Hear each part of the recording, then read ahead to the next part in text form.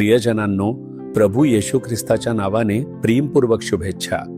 जेव्हा मी प्रभूची वाट पाहिली आणि प्रार्थना केली, तेव्हा त्याने मला एक वचन दिलं, जे या महिन्यासाठी तुमच्यासाठी दिलेलं वचन आहे. जर तुम्ही हे वचन वैयक्तिकरित्या स्वीकारून विश्वासाने प्रार्थना केली, तर प्रभू हे वचन तुमच्या आयुष्यात पूर्ण करेल आणि तुम्हाला आनंदित करेल. रोमकरांस पत्र अध्याय 8 वचन 28. परंतु आपल्याला ठाऊक आहे की देवावर प्रीती करणाऱ्यांना, म्हणजे त्याच्या संकल्पाप्रमाणे बोलावलेल्यांना, देवाच्या करणीने सर्व गोष्टी मिळून कल्याणकारक होता. सर्व गोष्टी भल्यासाठी एकत्र येतात. हेच वचन प्रभू तुम्हाला देत आहे. प्रभू म्हणतो, माझी मुलगी, माझा मुलगा, निराश होऊ नकोस. तुझ्या सध्याच्या परिस्थितीमुळे चिंतित होऊ नकोस. या सर्व गोष्टी भल्यासाठी एकत्र येतात. शेवटी ते तुझ्या भल्यासाठीच होईल. येणाऱ्या दिवसात तुझ्या आयुष्यात चांगल्या गोष्टी घडताना तू पाहशील. म्हणूनच प्रभू तुला या मार्गाने नेत आहे. यावर लक्ष केंद्रित कर. प्रभू म्हणतो की सर्व गोष्टी भल्यासाठी होत आहे. कधी कधी तू विचारू शकतोस, हे सगळे त्रास माझ्यावर का येतात? मी प्रभूवर विश्वास ठेवतो, तरीही हे संकट माझ्या आयुष्यात का येतात? मी प्रार्थना करतो, प्रभूची सेवा करतो आणि त्याचे गौरव करतो, तरीही हे सगळे माझ्यावर काय येते? असे प्रश्न तुझ्या मनात येऊ शकतात. आपण बायबलमध्ये नोंदवलेल्या देवाच्या लोकांच्या जीवनकथांचा विचार केला तर हे आपल्याला समजू शकते. बायबलमध्ये इयोब नावाच्या देवाच्या माणसाच्या जीवनकथेची नोंद आहे. योबने प्रभूवर प्रेम केले, धार्मिक आणि सरळ जीवन जगला आणि स्वतः देवानीही त्याच्याबद्दल साक्ष दिली. प्रभूने आपल्या अंतःकरणातून त्याचे कौतुक केले आणि म्हटले, माझा सेवक योब. प्रभूने साक्ष दिली की तो निर्दोष आणि सरळ आहे, देवाला घाबरणारा आणि वाईटापासून दूर राहणारा माणूस आहे. तो आशीर्वादितही होता. तो ज्या काळात जगला त्या काळात मेंढ्या, बैल, ऊंट आणि पुरुष व स्त्री नोकर हे आशीर्वाद मानले जात होते. योबकडे या सर्व गोष्टी प्रचंड प्रमाणात होत्या. त्याची संपत्ती देशात खूप वाढली होती. त्याच्या आयुष्यात त्याने खूप नुकसान सोसले. एका दिवसातच त्याने आपली सर्व संपत्ती गमावली. त्याची सर्व 10 मुले एका अपघातात मरण पावली. त्याने सर्व काही गमावलं. जो सकाळी श्रीमंत होता तो संध्याकाळपर्यंत सर्व काही गमावून गरीब झाला. किती दुर्दैवी नाही का? त्याने सर्व काही गमावले. हे त्याच्यासोबत का घडले? त्याने अचानक आणि इतक्या लवकर सर्व काही का गमवावे लागले? अशा अनेक प्रश्नांनी त्याच्या मनात विचार करत असेल. बाहेरून त्याने म्हटले, प्रभूने दिले आणि प्रभूने घेतले, प्रभूचे नाव धन्य असो. पण त्याच्या अंतःकरणात त्याच्याकडे कदाचित हा प्रश्न होता, हे का घडले? माझ्या प्रिय बंधूंनो आणि भगिनींनो, कदाचित तुम्हीही मोठ्या नुकसानीला सामोरे गेला असाल. कदाचित तुम्ही तुमचा व्यवसाय किंवा नोकरी गमावली असेल, किंवा कदाचित तुम्ही तुमचा सन्मान गमावला असेल. आर्थिक अडचणी किंवा कर्जामुळे तुम्ही तुमचा आत्मसन्मान आणि प्रतिष्ठा गमावली असावी. तुम्ही जे पूर्वी संपन्न जीवन जगत होतात, आता सर्व काही गमावल्याचे तुम्हाला जाणवतंय. तुमच्या मनात असे प्रश्न असू शकतात, हे आमच्यासोबत का घडले? पण तुम्ही योबच्या जीवनाचा शेवट पाहायला हवा. सुरुवातीला त्याने सर्व काही गमावले आणि त्याचे आरोग्यही गेले. पण शेवटी काय झाले? सुरुवातीला त्याच्या डोक्याच्या शीरपासून पायाच्या तळव्यापर्यंत त्याच्या संपूर्ण शरीरावर फोड आले होते. तो कपडेही घालू शकत नव्हता. म्हणून त्याने कमरेला एक पट्टा बांधला आणि राखेत बसला. इतकं त्याचं शरीर प्रभावित झालं होतं. तो अशा परिस्थितीत होता की त्याने सर्व काही गमावलं होतं. त्याच्या या नुकसानीमुळे त्याची थट्टा केली गेली. जे लोक कधी त्याची स्तुती करत होते त्यांनीच त्याची थट्टा केली. म्हणाले, कदाचित त्याने काही पाप केलं असावं.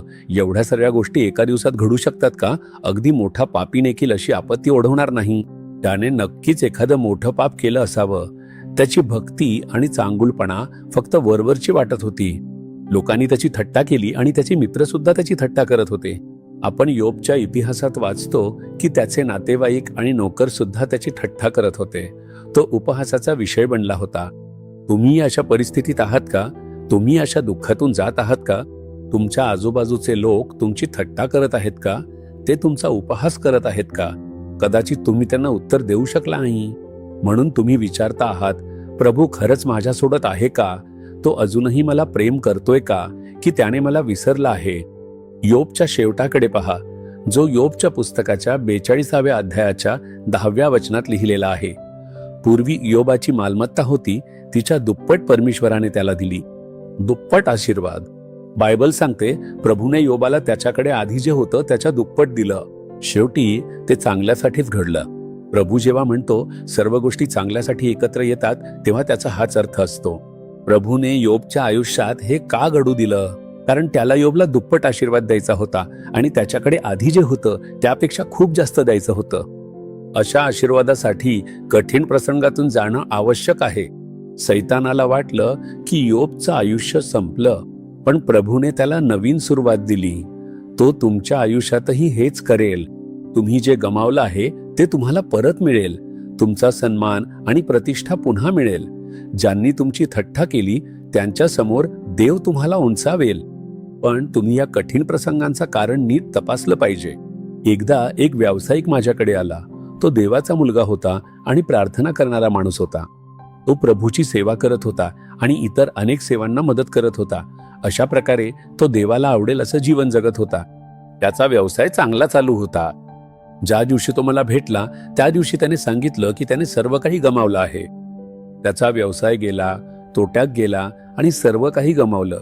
त्याच्याकडे काहीच उरलं नव्हतं. मला धक्का बसला, कारण तो प्रभूवर प्रेम करणारा आणि त्याच्यावर मोठा विश्वास ठेवणारा होता. तो देवाच्या सेवांना मदत करत होता. तो दर रविवारी आपल्या चर्चच्या प्रचार टीम सोबत वेगवेगळ्या ठिकाणी सुवार्ता सांगायला जायचा. माझ्या मनात आलं असं त्याच्यासोबत का झालं, पण तो हसत म्हणाला, भाऊ, सर्व काही चांगल्यासाठीच घडतं. मी आता खूप आनंदी आहे. काय म्हणतोस? तू म्हणालास की सर्व काही गमावलं आहेस. तुझा व्यवसाय अडचणीत आला आहे, उत्पन्न नाहीये, मग तू आनंदी कसा असू शकतोस? तो म्हणाला, जेव्हा माझ्याकडे काहीच नव्हतं तेव्हा प्रभूने मला आशीर्वाद दिला आणि उंचावलं. मी प्रभूवर प्रेम केलं आणि नेहमी प्रार्थना केली. सुरुवातीला मी व्यवसायाला जाण्यापूर्वी 2 तास प्रार्थना करायचो. रविवारी मी कधीच व्यवसाय करत नसे, पण नियमितपणे चर्चला जात असे. रविवारी दुपारी मी माझ्या चर्च सोबत गावातील सेवेत सहभागी होत असे. हे सर्व करताना मी खूप आनंदी होतो. पण जसजसा प्रभूने मला आशीर्वाद द्यायला आणि उंचावायला सुरुवात केली आणि माझा व्यवसाय वाढू लागला, तसतसा मी खूपच व्यस्त झालो. सकाळपासूनच मला फोन येऊ लागले. माझ्या प्रार्थनेचा वेळ कमी व्हायला लागला. 2 तासावरून तो 1 तास झाला आणि मग अर्ध्या तासावर आला. शेवटी तो फक्त 5 मिनिटांवर आला. कारण मी व्यवसायात खूप व्यस्त झालो होतो, त्यामुळे मी फक्त व्यवसायाला निघण्यापूर्वी एक औपचारिकता म्हणून बायबल वाचू लागलो आणि प्रार्थना करू लागलो. रविवारी मी चर्चला जात असे, पण त्यानंतर लगेच व्यवसायाकडे जात असे आणि गावातील सेवा टाळत असे. काही दिवसांनी मी दर आठवड्याला चर्चला जाणेही थांबवलं आणि फक्त महिन्यातून एकदाच जायला लागलो. या प्रकारे माझ्या आध्यात्मिक जीवनात मी मागे सरकलो. माझ्यावर प्रेम असल्यामुळे मला सोडू नये किंवा मला नरकात जाऊ द्यावे असे न वाटल्यामुळे प्रभूने माझ्याकडून सर्व काही हिरावून घेतले. आता माझ्याकडे प्रार्थना करण्यासाठी आणि बायबल वाचण्यासाठी पुरेसा वेळ आहे. मला प्रभूसोबत वेळ घालवण्यासाठी दर्जेदार वेळ मिळाला आहे. मी खूप आनंदी आहे. कदाचित मी सांसारिक आशीर्वाद गमावले असतील, पण मला आध्यात्मिक आशीर्वाद मिळाले आहेत. त्यांनी असंच सांगितलं, प्रभू कधी कधी वाईट गोष्टी का घडू देतो? कारण प्रभूला तुम्हाला सांसारिक आशीर्वादांपेक्षा जास्त आध्यात्मिक आशीर्वाद द्यायचे आहेत. म्हणूनच देवाचं वचन म्हणते, मी प्रार्थना करतो की तुम्ही सर्व गोष्टींमध्ये समृद्ध व्हा आणि निरोगी राहा, जसे तुमचे आत्मा समृद्ध होत आहे. जेव्हा तुमचा आत्मा म्हणजेच प्रभू सोबतचा तुमचा संबंध कमकुवत होतो, तेव्हा प्रभू तुम्हाला सुधारण्यासाठी आणि स्वतःकडे जवळ ओढण्यासाठी नुकसान, अडचणी आणि उपहास होऊ देतो. स्वतःची तपासणी करा आणि पूर्वीच्या स्थितीकडे परत या. जेव्हा तुम्ही प्रभूवर प्रेम करत होतात, मनापासून प्रार्थना करत होतात आणि सेवा कार्यात सहभागी होत होतात. या भावाने स्वतःला पुन्हा प्रभूकडे समर्पित केले. काही महिने गेले. पुढच्या वेळी तो मला भेटला तेव्हा म्हणाला, भाऊ, प्रभूने मला पूर्वीपेक्षा कितीतरी जास्त आशीर्वाद दिला आहे. प्रभूने केवळ मी गमावलेली सर्व काही परत दिली नाही, तर मला प्रचंड आशीर्वादही दिला. आज माझा व्यवसाय भरभराटीत आहे. आता कोणत्याही कारणासाठी मी प्रभूसोबत घालवणारा वेळ कमी करत नाही. मी या बाबतीत खूप सावध आहे. आता प्रत्येक रविवारी मी चर्चमध्ये जातो आणि सेवा कार्य करतो. मी कुठेही दुसरीकडे जात नाही. आता मी या बाबतीत सावध आहे. त्याने हे आनंदाने सांगितलं. शेवटी त्याच्यासाठी सर्व काही चांगले झाले.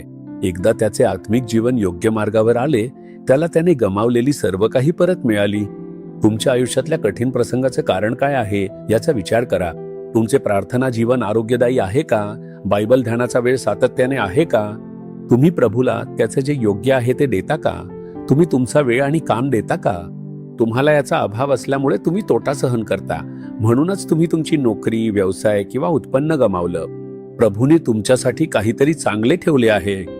जर तुम्ही स्वतःला प्रभूला समर्पित केले तर तुम्हाला दुहेरी आशीर्वाद मिळेल. सर्व गोष्टी मिळून चांगल्यासाठी घडतात. तुम्हाला समजतंय का? बायबलमध्ये आपण योसेफ नावाच्या दुसऱ्या व्यक्तीबद्दल वाचतो. आपण त्याच्याबद्दल उत्पत्तीत वाचतो. तो किशोरवयीन असतानाही त्याला प्रभूसोबत जगण्याचा अनुभव होता. म्हणूनच प्रभूने त्याच्याशी स्वप्नांद्वारे संवाद साधला. भविष्यात काय होईल आणि देवाने त्याच्यासाठी कोणती उंची ठेवली आहे हे उघड केलं.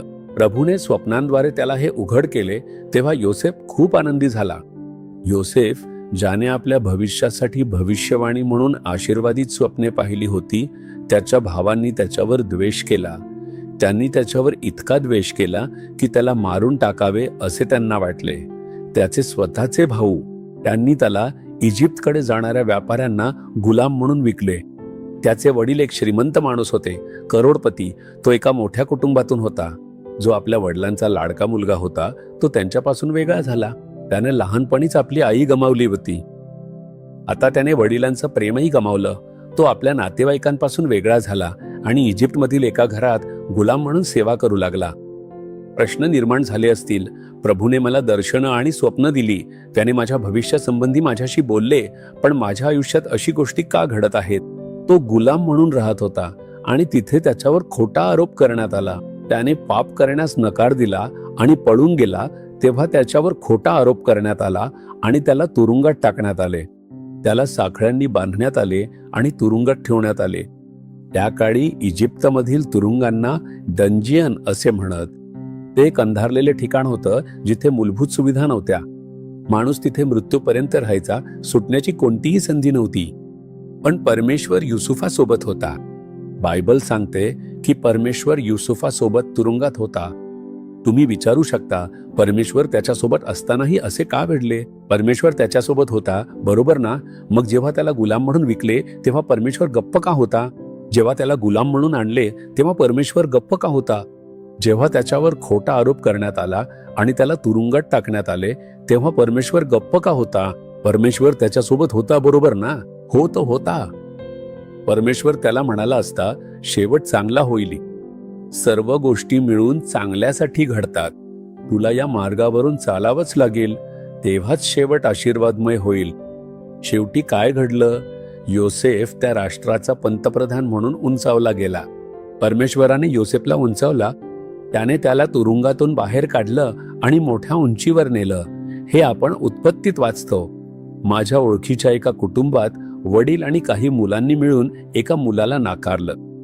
त्याचं लग्न झाला. त्याचे सर्व भाऊ सुद्धा लग्न झाला होता. वडील आपल्या मुलांना मालमत्तेतील हिस्सा देत होते.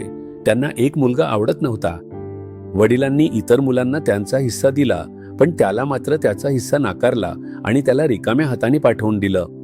त्याला किती वाईट वाटलं असेल. माझ्या वडिलांनी मला इतर मुलांसारखं प्रेम केलं नाही, ना मला माझा हिस्सा दिला. त्याच्या स्वतःच्या कुटुंबानी, वडिलांनी आणि भावांनी त्याला सोडून दिलं. तो पूर्णपणे एकटा पडला. कुठे जावं हेही त्याला कळत नव्हतं. तेव्हाच त्यानं परमेश्वराचा शोध घेतला. तो परमेश्वराकडे गेला आणि म्हणाला, प्रभू, माझ्या आई वडिलांनी मला टाकलं आहे. माझे स्वतःचे भाऊ सुद्धा माझ्या पाठीशी नाहीत. त्यांनी मला चुकीच्या आरोपांनी घराबाहेर काढलं आहे. मी कुठे जाऊ? तुझ्याशिवाय माझ्याकडे कोणीच नाही. त्याने अशी प्रार्थना केली. प्रभूने त्याच्यावर दया केली आणि त्याला सांगितलं, हे छोटे व्यवसाय सुरू कर आणि मी तुला आशीर्वाद देईन. प्रभूने त्या व्यवसायासाठी मार्ग खुले केले आणि त्याला आशीर्वाद दिला. त्याच्या आई वडिलांच्या आणि भावांच्या डोळ्यांसमोरच प्रभूने त्याला उंचावलं.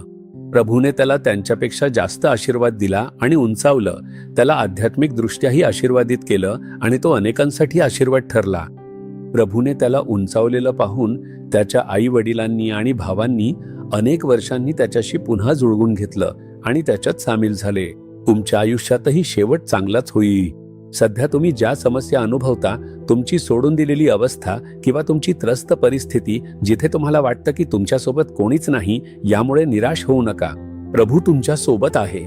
जो प्रभू योसेफ सोबत तुरुंगात होता, तोच प्रभू प्रत्येक संघर्षात आणि कठीण प्रसंगात तुमच्या सोबत आहे. शेवट चांगलाच होईल. प्रभू म्हणतो की सर्व काही तुमच्या भल्यासाठी एकत्र काम करत आहे. उत्पत्तीच्या 50व्या अध्यायातील 20व्या वचनात योसेफ काय म्हणतो ते पहा. एक वेळ अशी आली की त्याचे भाऊ, ज्यांनी कधी काळी त्याला मारण्याचा प्रयत्न केला होता आणि गुलाम म्हणून विकले होते, त्यांना आता योसेफ समोर उभं राहावं लागलं. कारण योसेफ इजिप्तमध्ये पंतप्रधान आणि राजाच्या शेजारील मोठ्या पदावर होता.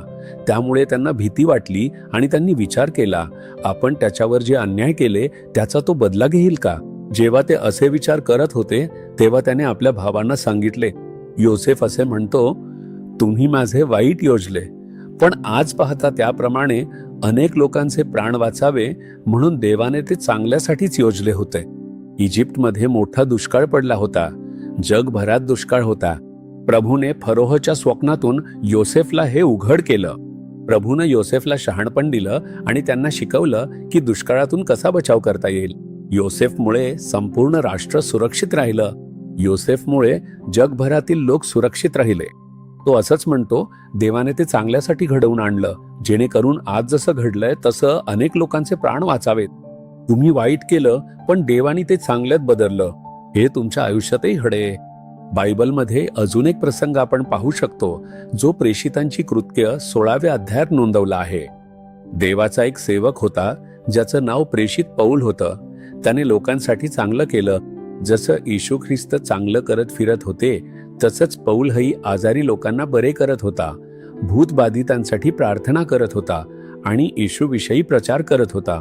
अनेक लोकांनी आपल्या पापांची पश्चाताप केला, नवीन जीवन मिळवलं आणि बरे झाले. लोक सैतानाच्या बंधनातून मुक्त झाली. एका प्रसंगी तो फिलिप्पी या शहरात असताना तिथे एक स्त्री होती, जिला भविष्य सांगणाऱ्या आत्म्याचा प्रवेश झाला होता. काही लोक तिच्या भविष्यवाणीमुळे पैसे कमवत होते. भविष्य सांगणं हे भविष्यदक्ता नाही. भविष्यदक्ता म्हणजे देवाकडून आलेला संदेश. भविष्य सांगणे हे भूतांकडून येते. वाईट आत्मे त्यात कार्य करतात. त्याने त्या वाईट आत्म्याने ग्रस्त असलेल्या स्त्रीला येशूच्या नावाने मुक्त केले. ती मुक्त झाल्यानंतर भविष्य सांगणारा आत्मा तिच्यातून निघून गेला. ती आता ते करू शकत नव्हती. तिच्या माध्यमातून पैसे कमावणारे तिचे मालक खूप संतापले आणि त्यांनी पौलावर खोटे आरोप केले की तो विचित्र धर्माचा प्रचार करतो आणि दंगल घडवतो, आणि त्यांनी त्याला अधिकाऱ्यांच्या ताब्यात दिले. अधिकाऱ्यांनी त्याला मारले, त्याचे कपडे फाडले, त्याला जखमी केले आणि तुरुंगात टाकले. पौल आणि त्याचा सहकारी सेवक सिलास यांना हातपाय बांधून तुरुंगात टाकले. त्यांनी काय विचार केले असती? आम्ही फक्त चांगलेच केले. आम्ही येशूविषयी प्रचार केला. आम्ही एका मुलीला भूतांच्या छळापासून मुक्त केले. मग आमच्यावर असे का घडते आहे? चांगल्याबद्दल वाईट का मिळते आहे? ते आमच्या विरुद्ध का उठले आहेत? त्यांनी आम्हाला तुरुंगात का टाकले? ते आमच्याशी वाईट का करत आहेत? लोक असेच असतात. काही लोक चांगल्याबद्दल वाईट करतात. म्हणून आपण निराश होऊ नये. शेवट चांगलाच होईल. हे दुःख का? सर्व गोष्टी मिळून चांगल्यासाठीच होतात. शेवट चांगलाच होईल. माझ्या ओळखीचा एक देवाचा माणूस उत्तर भारतातील एका विशिष्ट राज्यातून आहे. त्यांनी अनेक चर्च स्थापन केल्या आहेत आणि ते बिशप आहेत. ते देवाचे एक चांगले सेवक आहेत. देवानं त्यांच्या हातून चमत्कार आणि अद्भुत कार्य केली, म्हणून अनेक लोक वाचले आणि चर्चची संख्या वाढली. काही लोकांना त्यांच्याबद्दल हेवा वाटू लागला आणि त्यांनी त्यांच्यावर जबरदस्तीने धर्मांतर केल्याचा आरोप केला. त्यांच्यावर खोट्या पद्धतीने जबरदस्तीने धर्मांतर केल्याचा आरोप करण्यात आला. त्यांना अटक करून तुरुंगात टाकण्यात आले. ते खटल्यासाठी आले, तरीही खटला चालूच राहिला आणि 6 महिने उलटून गेले. त्यांची चौकशी झाली आणि ते निर्दोष आढळले. कोर्टाने सांगितले त्यांच्या विरोधात जबरदस्तीने धर्मांतराचा कोणताही तक्रारदार नाही. काही तिसऱ्या व्यक्तीने केवळ हेव्यातून त्यांच्या विरुद्ध तक्रार दाखल केली आहे. 6 महिन्यांच्या दीर्घ चौकशीनंतर त्यांची सुटका करण्यात आली. त्यांनी काहीही चुकीचे केले नव्हते, तरीही ते 6 महिने तुरुंगात होते. त्यांना यातून दुःख झाले असेल, बरोबर ना? 6 महिन्यांनंतर ते निर्दोष सिद्ध झाले आणि त्यांची सुटका झाली. तुमच्यावरही खोटे आरोप झाले असतील तर निराश होऊ नका, घाबरू नका, कारण शेवट चांगलाच होईल. जेव्हा बिशपची सुटका झाली तेव्हा सगळ्यांनी म्हटले, तुम्हाला 6 महिने चुकीच्या आरोपाखाली तुरुंगात ठेवले होते. आता फक्त तुम्हीच निर्दोष सिद्ध झाला आहात. ते हसत म्हणाले, सगळं काही चांगल्यासाठीच आहे. मी तुरुंगात खूप आनंदी होत्या. लोकांनी विचारले, ते कसं शक्य आहे? कारण तुमच्यावर खोटे आरोप झाले होते. तिथे तुम्ही आनंदी कसे राहू शकलात? मी कैद्यांसोबत येशूची ओळख करून दिली आणि बरेच जण वाचले गेले. माझ्यासोबत प्रार्थना केली आणि आता ते माझी आध्यात्मिक मुले झाली आहेत. मला याचा आनंद आहे. मी तुरुंगात गेलो नसतो तर त्यांना येशूची ओळख कोण करून दिली असती? त्यांना सुवार्ता सांगण्यासाठी आणि त्यांना तारणाकडे नेण्यासाठी प्रभूने माझ्या आयुष्यात हे घडू दिले आणि मला आरोपी म्हणून तुरुंगात पाठवले. त्यांनी असं सांगितलं, सर्व गोष्टी चांगल्यासाठीच घडतात, वाईटासाठी नाही. तुमच्या आयुष्यातही तुम्हाला परीक्षांचा आणि संकटांचा सामना करावा लागू शकतो. हे कदाचित सुवार्तेमुळे किंवा सेवेमुळे असू शकते. घाबरू नका. पौलाच्या तुरुंगवासामुळे कोणती चांगली गोष्ट घडली? कारागृह अधिकारी वाचला. प्रेषितांची कृत्य अध्याय 16 वाचा. प्रभू खाली उतरले. मध्यरात्री पौल आणि सिला प्रार्थना करत होते आणि स्तुतिगीत गात होते. प्रभूची उपस्थिती खाली आली तेव्हा तुरुंगाचा पाया हदरला. त्यांच्या बेड्या तुटल्या आणि ते मुक्त झाले. कारागृह अधिकारी आला आणि त्यांना विचारले, महोदय, मला तारण होण्यासाठी काय केले पाहिजे? प्रभूने त्यांना तुरुंगात पाठवले जेणेकरून कारागृह अधिकारी वाचावा. सर्व गोष्टी मिळून चांगल्यासाठी घडतात. आपण प्रार्थना करूया. तुम्ही प्रभूकडे पाहून प्रार्थना कराल का? डोळे बंद करा आणि प्रभूला सांगा, पिता, मला विश्वास आहे की सर्व गोष्टी मिळून चांगल्यासाठी घडतात. तू दिलेली प्रतिज्ञा मी माझ्यासाठी स्वीकारतो. हे वचन माझ्यासाठी आहे.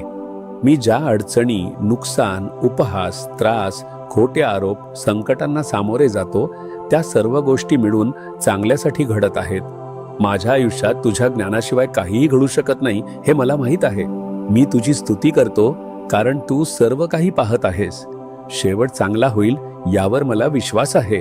प्रभू, तुम्हाला पुन्हा आशीर्वाद दिलास आणि मी गमावलेली सर्व काही परत दिलीस यासाठी मी तुझी स्तुती करतो. तू उन्नतीचे आदेश दिलेस यासाठी मी तुझी स्तुती करतो. प्रभू, जो मुलगा मुलगी स्वतःला तुझ्या चरणी समर्पित करत आहे त्याला तिला तू स्पर्श कर. चमत्कार आजपासून सुरू होऊ दे. आज चांगल्या गोष्टी घडू दे. सर्व अडथळे दूर होऊ देत. प्रभू, त्यांना आशीर्वाद दे जेणेकरून ते चांगल्या गोष्टी पाहून आनंदित होतील. देवाची कृपा त्यांना आधार देऊ दे जेणेकरून ते तुझी स्तुती करू शकतील. त्यांना आशीर्वाद दिल्याबद्दल मी तुझी स्तुती करतो. प्रभू येशू ख्रिस्ताच्या नावाने, पिता. आमेन. आमेन. प्रिय बंधूंनो, प्रभूने आपली प्रार्थना ऐकली आहे. त्याने तुमच्यासाठी चमत्कार केले आहेत. तुम्हाला हे विश्वास आहे का? ही प्रतिज्ञा दररोज कबूल करा आणि देवाची स्तुती करा. असे म्हणा, सर्व गोष्टी माझ्या भल्यासाठी एकत्र येत आहेत. मी चिंता करणार नाही. शेवट चांगला होईल. तुम्ही चमत्कार घडताना पाहाल. आमीन. जीसस रिडीम्ड मराठी ह्या YouTube चॅनेलला सबस्क्राईब करा. सबस्क्राईब बटनावर क्लिक करा आणि बेल चिन्हावरही क्लिक करा. दररोजच्या नवीन कार्यक्रमांची माहिती मिळवा.